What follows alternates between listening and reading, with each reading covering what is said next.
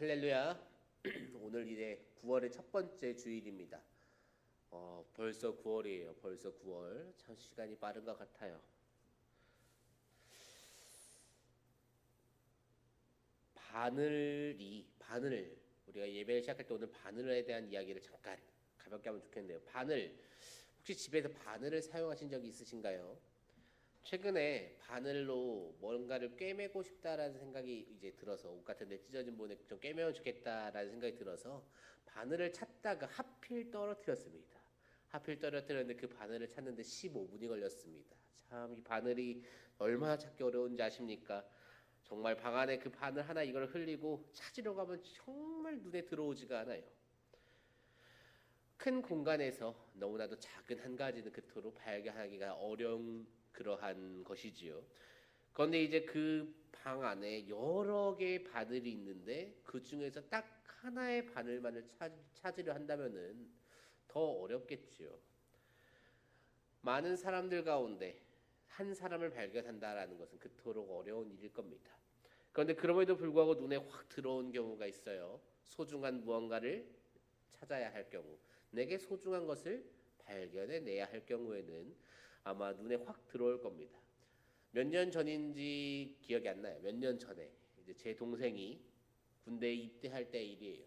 논산훈련소로 이제 그 녀석이 이제 입소를 하러 갔는데, 논산훈련소 이제 가보셨으면 알겠지만 얼마나 넓고 또 얼마나 많은 사람이 모입니까? 거기에 이제 제 동생이 그 중에 한 사람이었어요. 이제 들어가기 전에 거기는 이제 쭉 연병장 한 바퀴 돌아서 인사를 하더라고요, 가족들에게. 그렇게 인사를 하는 와중에 제 눈에 정확하게 그 동생 녀석이 보였습니다. 손을 흔들면서 오른쪽을 쳐다보는 그 녀석이 아직도 기억이 나요. 무슨 말인가요? 그 동생이 제게 있어서 다른 사람들은 별로 중요하지 않으니까 걔가 뚜렷하게 보인 거죠. 이 예배 영상을 간혹가다 동생이 보는데 이 자리를 빌어서 말하기를, 그날 어머니는 너를 찾지 못했다. 얼마나 형이 이렇게 자기를 사랑하는지 좀 뼈저리게 좀 깨달아야 합니다. 소중한 존재는 그토록 많은 사람이 있어도 눈에 확 들어오는, 아무리 많고 또 너무나도 많은 여러 가지 물건이 있어도 그것은 확 눈에 들어오는 법입니다. 베데스다라는 공간이 있어요. 이 베데스다라는 곳이 어디인지 아시나요? 베데스다라는 곳은 연못이에요, 연못. 그런데 보통 연못은 아닌 듯 싶습니다. 그 연못을 중심으로 사람들이 바글바글 거립니다. 어떠한 사람들인가 보아하니 죄다 병자예요. 팔이 아프고 다리가 아프고 머리가 아프고 말이 안 나오고 혹은 듣지 못하고, 뭐 어쨌든지 간에 몸에 어딘가 이상이 있는 사람들이 정말 바글바글 거리는 곳, 그러한 사람들이 가득한 곳, 그곳이 그 베데스다라는 연못이었습니다. 왜 그곳에 그러한 병자들이 그토록 모여 있었는지 그 이유를 오늘 말씀 4절 말씀에서 보여주고 있습니다. 우리 4절 말씀 함께 읽어보도록 하겠습니다. 이는 천사가 가끔 못에 내려와 물을 움직이게 하는데 움직인 후에 먼저 들어가는 자는 어떤 병에 걸렸든지 낫게 되밀어라. 어떤 병에 걸렸든지 어떻게 합니까? 낫게 한다라는 소문이 있습니다. 저것이 이제 실제로 이루어진 일인지 아닌지는 성경에 나오지 않으니까 확인할 길이 없지만 그러한 소문이 있는 연못이에요. 그곳에 이제 한 명의 병자가 있었습니다. 그는 무려 38해가 되었다라고 쓰여져 있지요. 38해 된 병자 한 사람을 오늘 말씀에서 소개하고 있어요. 보아하니 다리 쪽에 하반신에 문제가 있는 것 같아요. 누워 있었다라는 표현을 쓴 걸 보니까 다리를 절던, 다리에 힘이 아예 들어가지 않던, 마비가 왔건 뭔가 문제가 있겠지요. 이쯤에서 이제 한 번쯤 짚어보면 좋겠다 싶은 것이 있습니다. 이 베데스다라는 연못은 도대체 누구를 위한 연못인가 하는 것이지요. 베데스다가 가지고 있는 저 전설, 누구든지 먼저 들어가는 자는 낫는다라는 전설이지요. 물론 여기 이제 천사가 먼저 와서 물을 움직인 후에 들어가야 하겠지만 어차피 이제 물을 움직였다라고 치자고요. 천사가 와서 물을 움직였습니다.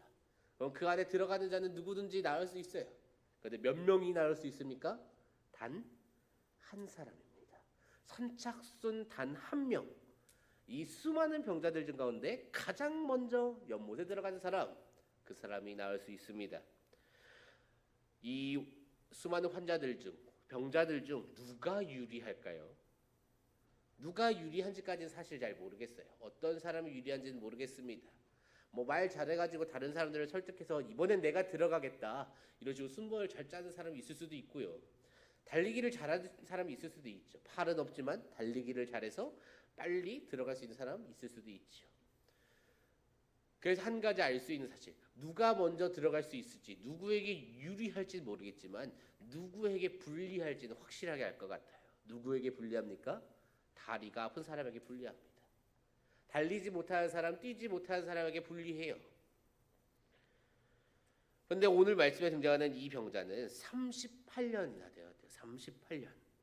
이 당시에 38이라는 그 세월이 결코 적지 않을 겁니다. 평균 연령이 지금이야 100세 언저리에 달한다라고 하지만 저 당시에도 그랬겠습니까? 어림도 없다라는 거죠. 38이라는 것은 아마 이 당시 평균 연령이 뭐 3, 40대라고 이야기를 많이 하니까 죽기 직전이라는 거예요. 다시 말해 이 병자는 태어나서부터 지금까지 단 한 번도 안 아픈 적이 없습니다. 다리가 아프니까 차별받고 약자로 취급받고 멸시받는 그러한 삶이 단 한순간도 멈춘 적이 없는 것이 오늘 말씀에서 소개하고 있는 이 병자의 삶입니다.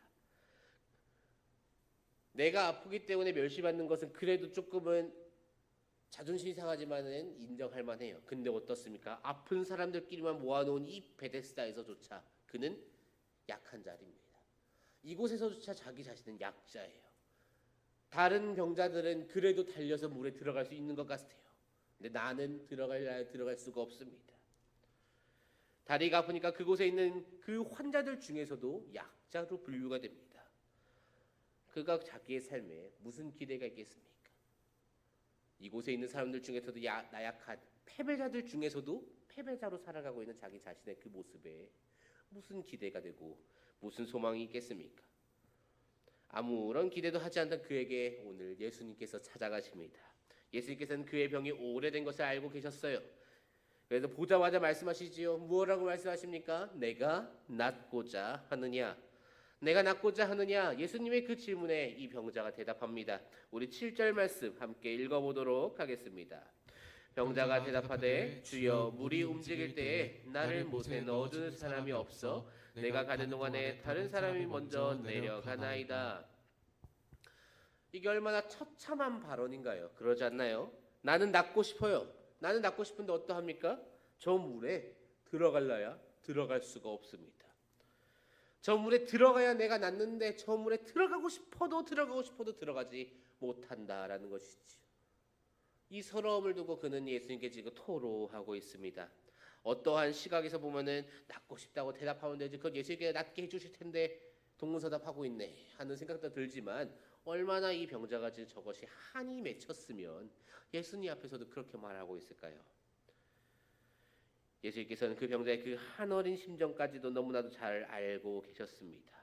너무나도 힘들고 자기가 감당하기 어려운 이 현실, 나는 저 물에 들어가고 싶지만 들어갈 수 없다라는 그 현실에 좌절하고 있는 이 사람, 벗어나고 싶어요. 그도 자기의 아픈 이 현실에서 벗어나고 싶습니다. 나도 평범하게 살아가고 싶어요. 그래서 이곳 베데스다로 찾아왔다라는 거죠. 그런데 어떻습니까? 변하지 않아요. 나는 여전히 나약하고 여전히 패배하고 있습니다. 계속해서 제자리로 돌아가고 있는 그 현실, 그 절망만을 느끼고 있는 그 병자에게 오늘 예수님께서는 딱 세 가지를 명령하십니다. 우리 8절 말씀 함께 읽어보도록 하겠습니다. 예수께서 이르시되 일어나 내 자리를 들고 걸어가라 하시니, 예수께서 딱 세 가지를 명령하십니다. 일어나라, 자리를 들어라, 그리고 걸어가라. 일어나라고 하십니다. 더 이상 이 현실에 좌절하지 말라라고 말씀하고 계세요. 더 이상 이 현실에 좌절하지 말고 그리고 어떠하라고 하십니까? 자리를 들으라고 하십니다. 이 현실에 머무르고 있으니까 자꾸 좌절하고 있는 거 아닙니까? 그러니까 이 현실 바라보지 말고 다른 곳으로 시선을 돌리라는 거죠. 현실에서 머무르지 말고 다른 곳으로 시선을 돌려서 어떻게 하라니까? 걸어가라라고 하고 계시지요. 새롭게 나아가라는 거죠. 이 자리에 있어봐야 절망감밖에 느껴지지 않는 그 공간에 무엇하러 있냐라는 거예요. 일어나서 걸어가라. 다른 곳으로 가라. 그러자 그 병자가 다 나음을 받아서 이 베데스다로부터 떠나게 됩니다. 우리가 살아가고 있는 이 세상은 너무나도 크고 너무나도 강합니다. 그 안에서 세상은 끝없는 경쟁을 시킵니다.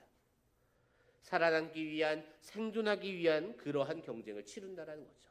그런데 그 중에 누군가는 오늘 등장하는 이 병자처럼 패배한다라는 거죠. 모두가 다 승리할 수 있는 구조가 아니에요. 누군가는 반드시 패배합니다. 어떠한 모습으로든. 그리고 우리는 한 번쯤은 그 패배를 경험해요. 근데 한 번 정도의 패배는 내게 자극도 되고 새롭게 도전 의식도 부여하는 것 같아요. 근데 중요한 건 이 패배가 쌓이기 시작하면요. 패배가 쌓여서 몇 년이 쌓입니까? 38회가 쌓이면요. 이제 그 사람에게 소망이 없다라는 거죠.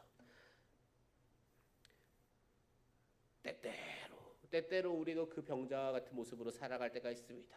패배하고 또 패배합니다. 계속해서 패배하고 밀려나고 쫓겨나고 그러다 베데스다까지 밀려요. 패배자들만 모여있다는 그 공간 베데스다. 근데 그곳에서도 경쟁해보니까 나는 패배합니다. 도대체 내가 잘하는 것은 무엇이고 나의 삶에 있어서 소망은 도대체 무엇인가 싶은 그러한 상황. 정말 앞도 꽉 막혔고 뒤도 한숨만 나오고 어디부터 손을 대야 할지 모르겠는 그러한 현실. 무엇이 잘못된 것인지 도대체 뭘 어떻게 해야 할지조차도 몰라서 그저 한숨만 푹푹 쉬어대면서 어떻게 합니까? 언제 일어날지 모르는 저 기적, 저 연못이 움직이기를 그저 바라보고만 있는 오늘 이 병자와 같은 그 한심한 모습이 우리의 삶일 때가 있다라는 거죠. 그런데 그 기적조차도 어떠합니까? 다른 병자들에게는 주어질 수 있는 것 같아요. 나한테는 주어지지가 않아요. 저 기적을 맛보기 위해서는 이 두 다리가 멀쩡해야 되는데 나는 두 다리가 멀쩡하지 못해서 그 기적조차도 맛보지 못한다라는 거죠. 이런 어지러운 상황 속에서 정말 절망밖에 없는 것 같은, 승리할 수 없을 것 같은 그러한 상황 속에서 소망이 존재합니다. 바로 예수님이 찾아오신다라는 것이지요. 병자가 먼저 주님 나한테 좀 찾아와 보세요. 나 할 말 있어요. 이러지 않았어요. 예수님이 먼저 찾아오십니다. 그리고 그 수많은 병자들 중에 딱 한 사람, 이 38해 된 병자를 찝어내십니다. 발견하셨다, 찝어내셨다. 요 단어도 잘못된 것 같아요. 어떻게 예수님께서 그를 만나기로 작정하고 베데스다로 오신 것이지요. 그리고 그를 만나서 만져주십니다. 우리의 삶도 그러해요. 아니 우리의 삶은 더 유리하죠. 이 사람은 예수님을 찾지도 않았는데 예수님께서 찾아와 주신 것 아닙니까? 우리는 찾을 수도 있어요. 주님 나를 만나러 와주십시오라고 찾을 수도 있습니다. 간구할 수도 있어요. 나 이토록 어렵고 힘들어요. 나 주님 하나님 만나지 않으면 미칠 것 같습니다라고 주님께 기도할 수 있습니다. 내가 삶에서 이렇게 아픈 부분, 어려운 부분, 힘든 부분, 이 부분 좀 만져주십시오라고 하나님께 요청할 수 있어요. 문제는 무엇입니까? 하나님을 찾지 않는다는 거예요. 주님을 찾지를 않아요. 아니 찾아오시면 도로 내보냅니다. 필요 없으니까 좀 당신은 가라고. 사랑하는 우리 다니엘 청년부 여러분, 베데스다라는 기적의 못이 있습니다. 우리의 삶에도 반드시 그런 공간이 어딘가에 하나는 있을 거예요. 나에게 이 삶에 어떠한 소망을 느끼게 해주는. 그런데 중요한 것은 그곳에서 일어나는 그 확률이 낮은 기적, 그것을 바라보며 앉아있는 모습, 그렇게 살아가는 것이 중요한 것이 아닙니다. 도리어 그렇게 살아가면 안 된다라고 오늘 말씀을 우리에게 말해주고 있는 것이지요. 그 기적을 바라보면서 연못만을 바라보고 있던 사람들, 오늘 어떠한 일이 일어났겠습니까? 아무런 일도 일어나지 않았습니다. 그곳에 무려 예수 그리스도가 오셨는데 예수님께서 오셔서 내가 낫고자 하느냐 물어보시고 그 사람을 향해서 일어나서 내 자리를 들고 걸어가라라고 말씀하셔서 그 사람이 나았는데 연못만 보고 있는 사람들, 그들에게는 아무런 기적도 일어날 수가 없지요. 그들의 눈에 예수님이 없는데 무슨 일이 일어납니까? 그렇지만 예수님을 만나고 예수님과 대화하고 예수님과 교제한 그 병자, 그 사람은 오늘 두 다리로 일어나서 걸어갔다라는 것, 오늘 성경 말씀이 우리에게 말해주는 것은 그것입니다. 베데스다가 아니라 우리가 보아야 하는 것은 무엇입니까? 예수 그리스도라는 것이죠. 우리는 예수님을 바라봐야 합니다. 베데스다를 바라볼 때가 아니에요. 내가 원하는 것, 내가 생각할 때 기적이 일어나는 그 장소, 그곳을 바라볼 것이 아닙니다. 그것보다 더 기적이 일어나는, 그것보다 더 확실하게 기적을 일으키는 분, 예수님을 바라보아야 한다라는 것이지요. 예수님을 바라보십시오. 베데스다라는 그 치유의 연못이 아니라 진정으로 치유가 이루어지는 그 예수 그리스도를 바라보아야 합니다. 구원을 주겠다라는 사람을 바라보는 것이 아니라 이곳에서 구원이 이루어진다라고 말하고 있는 사물을 바라보는 것이 아니라 장소를 바라보는 것이 아니라 실제로 구원을 주시는 분 예수님을 바라봐야 한다라는 겁니다. 세상에 존재하는 것은 그것이 무엇이라고 할지라도 우리의 영혼을 살려주지 못하고 지켜주지 못합니다. 오직 예수님만이 우리의 영혼을 구원해 주실 수 있고 오직 예수님만이 우리의 아픔을 치유해 주실 수 있고 또 회복해 하실 수 있다는 것이죠. 살아가면서 절망을 맛볼 때가 있습니까? 혹은 지금 내가 계속 실패하고 계십니까? 도전하는 것마다 실패하는 것 같고 다짐하는 것마다 실패하는 것 같고 나는 왜 이렇게 한심한지 모르겠는 그러한 말로는 못할, 말로는 어떻게 표현할 수가 없는 그러한 감정을 누리면서 그러한 상황 속에서 살아가고 있는 우리 청년이 혹시 계십니까? 오늘 말씀을 꼭 기억할 수 있기를 소망합니다. 우리가 바라보아야 하는 것은 베데스다가 아니에요. 예수님입니다. 우리가 해야 하는 것은 나 너무 힘들다고 그저 한숨 푹푹 쉬면서 기도의 끈을 놓고 주님과의 교제의 끈을 놓고 예배의 끈을 놓고 그렇게 살아가는 것이 아니에요. 도리어 더욱 예배의 끈을 붙들고 기도의 끈을 붙들고 주님께 나아가야죠. 나의 이 지옥 같은 상황을, 나의 정말 죽을 것 같은 이 상황을 완전히 뒤집어 줄 수 있는 분 오직 예수 그리스도, 이 사실을 꼭 기억하고 나의 아픔을 알고 찾아오시는 우리 주님을 만나고 주님의 부르심에 응답하면서 주님께서 주시는 그 치유의 은혜로 회복하고 새로이 나아가는 우리 다니엘 청년부가 될 수 있기를 주님의 이름으로 축복합니다.